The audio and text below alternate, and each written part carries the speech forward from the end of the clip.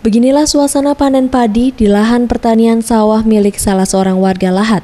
Puluhan buruh tani terlihat sibuk memanen padi di atas lahan pertanian sawah yang terletak di kawasan Desa Karanganyar, Kecamatan Lahat. Para ibu yang merupakan buruh tani ini terlihat sibuk memotong padi menggunakan arit, sementara kaum pria bertugas mengangkut padi yang sudah dipotong ke mesin penggilingan padi. Padi yang sudah dipotong ini selanjutnya dimasukkan ke dalam mesin penggilingan padi hingga menghasilkan gabah. Sasri, salah seorang buruh tani di Kabupaten Lahat yang ditemui Jumat 25 September 2015 mengatakan, hasil padi yang mereka panen tetap berkualitas meskipun musim kemarau. Hal ini karena tanaman padi mendapatkan suplai air yang cukup dengan cara mengalirkan air dari Sungai Lematang menggunakan mesin pompa air. Manin padi sama ibu-ibu yang lain ini. Walaupun musim kemarau panennya masih bagus.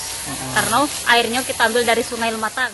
Sementara itu, pemilik lahan pertanian Agus Kailani mengatakan, meski musim kemarau, 5 hektar sawah miliknya tetap mampu memproduksi padi seperti biasa.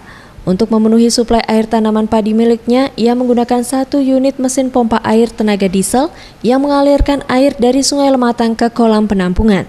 Dari kolam penampungan, air tersebut selanjutnya dialirkan ke dalam petak sawah. Ya, syukur alhamdulillah punya kita masih ini karena dekat sungai. Jadi kita pengairannya pakai mesin penyedot. Yang sekarang ini sekitar 5 hektar. Hasil beraneka ragam ya, ada 5 ton, dengan 5 ton lebih. Kadang di bawah itu sedikit. Ia menambahkan, dari 5 hektar lahan sawah miliknya mampu panen sebanyak 3 kali panen dalam 1 tahun dan menghasilkan sebanyak 5 ton beras dalam 1 kali panen. Zulfikri, Sriwijaya TV.